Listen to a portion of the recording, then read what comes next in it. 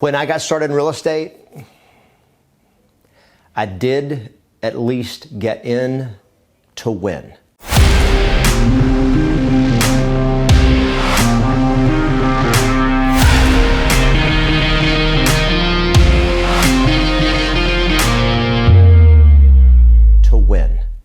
Hi there, it's Kevin Ward, the founder of Yes Masters Real Estate Success Training, helping you get more yeses and more successes in your business and in your life. And today, I want to, for the first time really ever, talk about how I got started in real estate. I never really thought about it. I'd never thought about actually shooting a video and putting it on for you guys on how I got started, exactly what's my background and all of that. And I thought, you know what? Especially as I'm recording this, we're coming up on 2020, brand new year. And to me, it's a very monumental year. And I thought, you know what? I'm just going to share my background because I did a lot of things right. I did a lot of things wrong, but I succeeded. And 80% of realtors, give or take, however you want to look at the numbers, 80% of realtors that get into the business do not succeed. And I believe there's something you can do about it. I think going in, if you know how to approach it and you approach it correctly, you're not going to go in without making mistakes. You're definitely going to fail. How do you do it? And when I started, I was the last person that should have ever succeeded in real estate for a whole lot of reasons. I had no background. I had no sales training. I had no sales background unless you consider in college I worked at Burger King. And I was a head cashier at Burger King drive-through. So I knew how to talk to people. And I was taught scripts and, hi, welcome to Burger King. May I take your order? And that was pretty much it. I think you have a great day. Would you like fries with that or whatever? That was our scripts. And that was about all the sales training that I had. So I really didn't have any sales training. I didn't really know anything about real estate. I grew up in a mobile home. I had rented my entire life. So I'd never owned my own house. And, I wasn't in a people world, so I was used to talking to people and all that kind of stuff. And I didn't have any money. I didn't have any resources. I didn't have a marketing budget. I didn't have any of that. So what was happening for me, this was in 1998. And I was a small town country boy that grew up in West Texas. I'd gone to college, and I always was told that you should be a preacher when you grow up, because I grew up in a very strong Christian family, and we went to church every Sunday. We went twice a day. We went Sunday morning to Bible, we went to Sunday school, to church, worship, and then we went on Sunday night. We went back. We were that dedicated. And then on Wednesday, we had Wednesday night Bible classes, and so we went on Wednesday night. So I grew up very, very strong religious upbringing, and everybody always said, you ought to be a preacher when you grow up. And so that was going to be my path. And so that was kind of my plan, was I was going to go to school and become a preacher. And that's what I did. And I was a small town preacher with a big dream. And my dream was somehow to change the world. And I don't know where I got that. That was always kind of like, that was the dream. That was what I was going to do.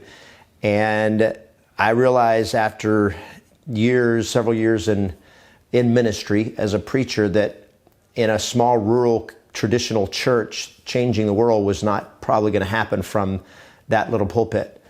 And I mean, I had a good church of 400 people, on a Sunday morning, and it was fun, but it was frustrating because I wanted to make an impact in people's lives beyond that, and I just couldn't. And so I got this idea that if I could get into real estate and sell real estate, I could make good money. I could be my own boss. I would have time then that I could sell real estate as my day job, and then on the side do ministry and do evangelism or whatever it was. And I was thinking about planning a church. I had all these ideas, all these dreams. I didn't know how it was going to work out, but I was like, I want to do something different. And so I was preaching full time, and I never really wanted to be a real estate agent. I got into real estate because I had another goal. I had something else that I wanted to do, and I figured real estate would let me do it. So I took my courses on Sunday afternoon. So I would go to church, preach in the morning, and then grab lunch and drive an hour to Wichita Falls, Texas, from where I lived. And I would go to my real estate classes, finish those, race back to town, and then get ready for our evening small group Bible studies. and every Sunday. And I did that for, I don't know, 3 or 4 months, however many months it took to get my real estate license. And I was doing that on Sundays. I made a couple of trips down to Dallas-Fort Worth to, one, to get a house, and 2 was to pick a real estate office. And so I picked a real estate office down there, Century 21 Mike Bowman, because it was the #1 office in the area.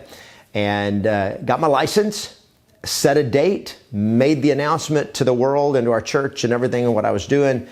And then on moving date, I packed up the U-Haul on a weekend and drove to North Richland Hills where we'd got our house, and unpacked the truck that same day, and late that night returned the U-Haul. And the next morning I started real estate full time, one day after moving to the Metroplex, Dallas-Fort Worth Metroplex. So coming from a little town that was tiny, rural, and then moving into the big city I didn't know anybody. I just, I had this dream this was gonna work. And so I got to the office first, and here's how I started. I was the first one to the office every day. Every single day, I was the first one there. Most of the days, I was the last one to leave.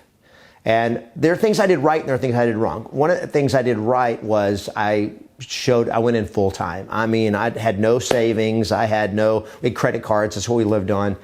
But I knew I had to make this work. And so I was the first one there every morning. And I got in and I was studying and I was training. And every day when Dan Galt, who is a trainer, did the new agent training, I was the first one there.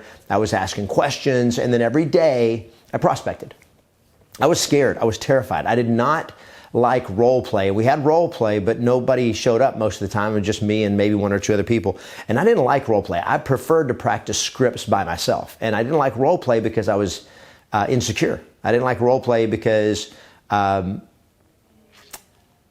it scared me.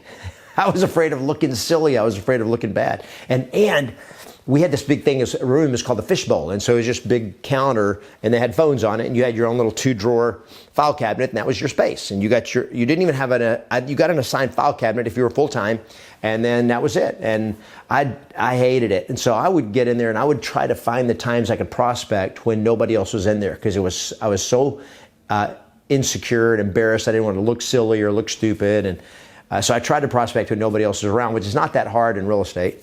But I did prospect, and I prospect pretty much every day. And every day I listened, but beyond going to Dan Galt's training for new agents, which was an hour or 2 in the morning, and it may have been all morning, it may have been 3 hours a day, I don't remember, for the first month. And then all the time I would get in there, they had a big cabinet that had all these old training programs, and I would listen to those training programs, and I really resonated with the Mike Ferry scripts and the Mike Ferry tapes, because it was so in your face, and it was so different than my background and who I was, and I needed that strength, that confidence.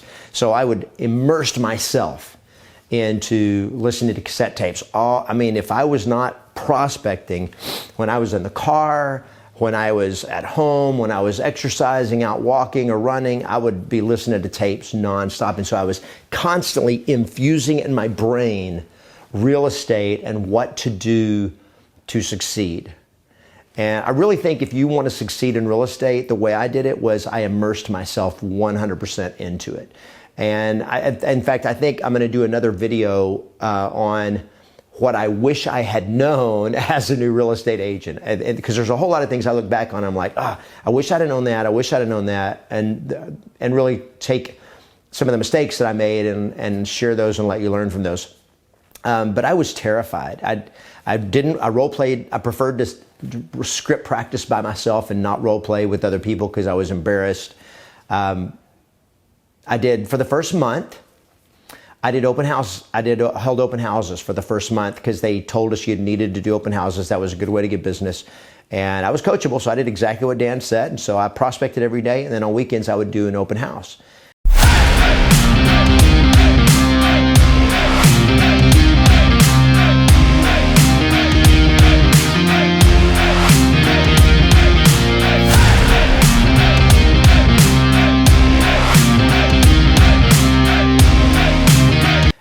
And I didn't work on Sundays. I wasn't going to work on Sundays, and I ended up working on Sundays. I would go to church, and then I would go do the open house. And I did probably 4, 5, 6 open houses, and I never got any business from it. I never really got anything from it. So that didn't work out too good for me, but I didn't know I didn't do what I trained today as an open house event, where there was marketing and anything before it. I just showed up, put a sign in the yard that said open house, and opened the house and waited for people to come in. And I probably set half the open houses I set, probably had 0 people walk in, and it was just like, this is a waste of time. And then I'm listening to Mike Ferry, and he said, it's a stupid waste of time. So I'm like, yeah, this is a waste of time. So I stopped doing that. Never got anything from it. And I wouldn't door knock because I was scared. I finally did. That's a different story. I finally went door knocked one day, and that ended that. But mostly it was on the phone. And I'd written postcards to the 6 people that I knew that lived in the Metroplex. And I wrote them cards asking for business. And I ended up getting a deal from one of them, and I didn't really even make the connection for years. That it was my personal circle that was my second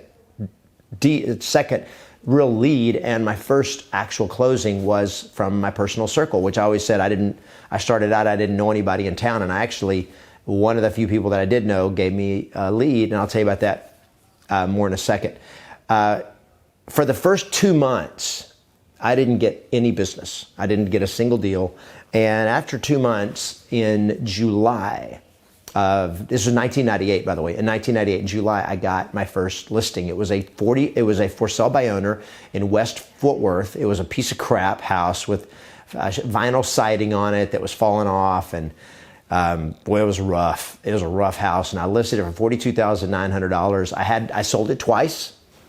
The first time I sold it, I actually sold it to Adam and Christy, who were the daughter and son-in-law of some of my parents' longtime friends, Robbie and Linda. And Robbie and Linda were one of the couples that I actually sent a postcard to. They were one of my 6.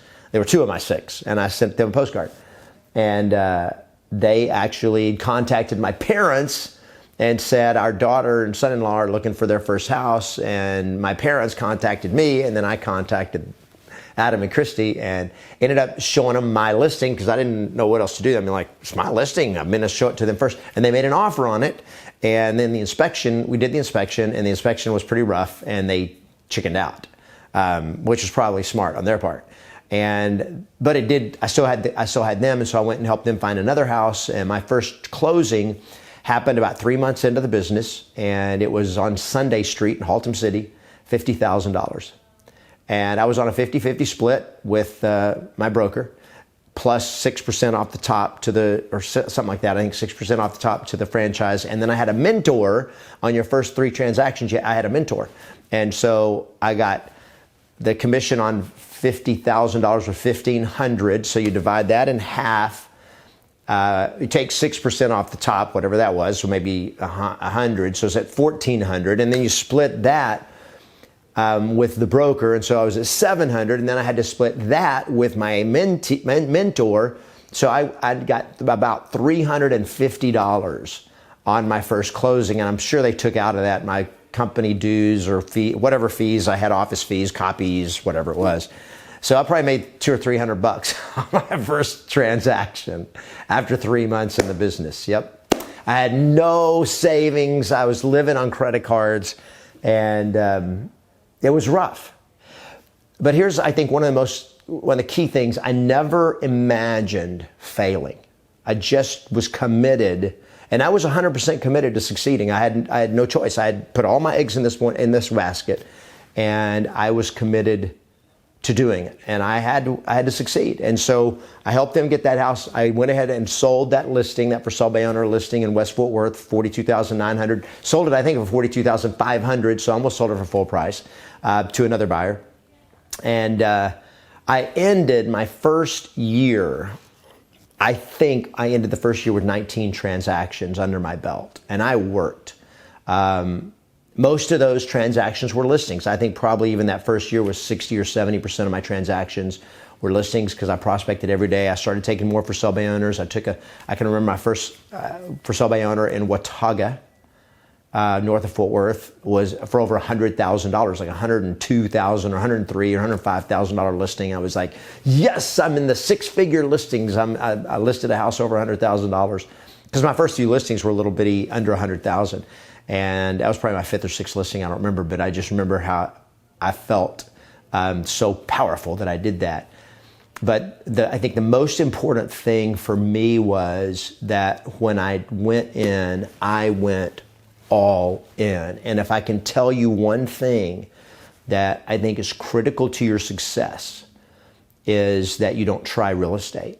I think the key is that you do real estate, you commit, you go all in. And I just committed to go all in. I immersed myself in the culture, I immersed myself in real estate, I immersed myself in training. There are things I wish I'd have done better. I didn't go to a training event for probably till my second year. I started in 98, so I went in 99. I wish I'd gotten into training better sooner because I think it would have elevated me. I think I wish if I'd have got into a more immersive environment and really learned some specific strategies for high level, I think that would have helped me. And like I said, I'm going to do another video on the things I wish I'd known in real estate that I hope you'll watch. And once it's done, I'll put the link in the description here with this video. But I want to just encourage you that if you are new and watching this, or if you're getting into real estate or thinking about getting into real estate or just got your license, that you can do this. There is no question in my mind that anybody that has, if you've got a good attitude and you've got a good work ethic and you're coachable, you're willing to learn and not try to go out and figure it out on your own and watch the successful people, learn from the best, you can succeed in real estate. And I'll tell you this: we've got our new training for 2020, a new event called Agent Mastery Live. It's going to be coming up here in March of 2020. If you're watching this, it'll be coming up, and I'm going to put a link down in the description below at agentmasterylive.com. Whenever you're watching this, that website, whatever our next event is, will be there, agentmasterylive.com, and just click on it and register to come, because what I'm doing at that 3-day event, when you come train with me for 3 days, what I guarantee is wherever you are in real estate, it will accelerate your career.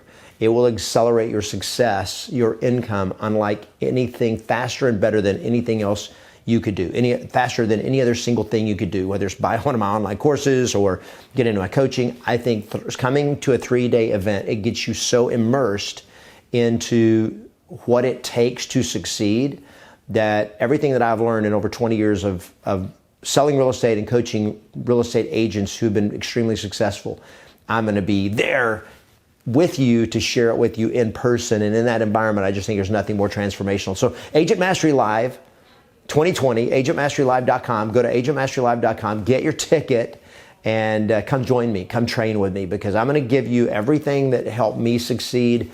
I'm going to give to you the best of that and the things that I've learned that have helped me help other agents succeed so much faster and so much at such higher levels than I ever did, because I've taken not only what I did, my own experience and what I've learned, but what I've learned in working with thousands and thousands of agents, and I want to help you.